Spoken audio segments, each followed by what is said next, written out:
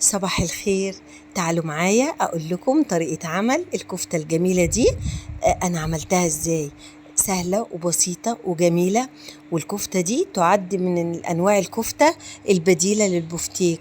طبعا احنا كلنا لامسين ان كل حاجة طبعا بقت غالية، زائد ان برضو طبعا اللحوم غالية. فالبفتيك دلوقتي الكيلو وصل ل 600 جنيه. فإذا كنت حضرتك بتحبي تعملي البفتيك، فانت ممكن تستغني عن انك تشتري بفتيك، تعملي بداله الكفتة اللي قدام حضرتك ديت. الكفتة دي من انواع الكفتات الجميلة السهلة البسيطة.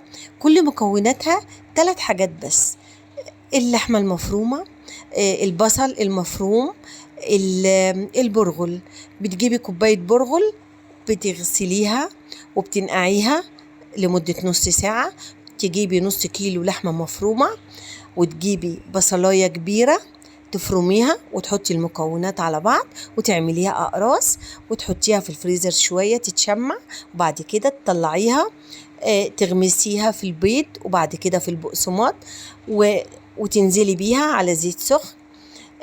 أول ما تنزلي بيها على الزيت السخن توطي النار علشان تستوي من جوه، وتطلع معاكي احلى كفته زي ما حضرتك شايفه كده.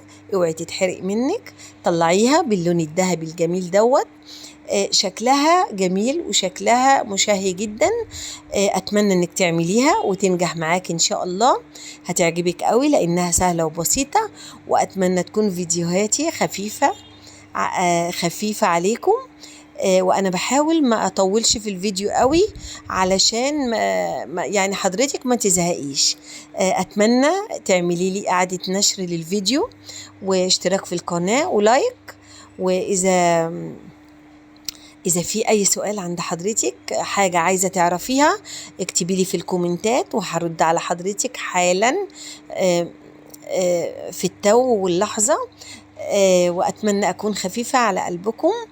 وأقول لكم في رعاية الله، ولا تنسوا إعادة نشر للفيديو علشان غير حضرتك يستفاد. لازم يعني نفيد بعض.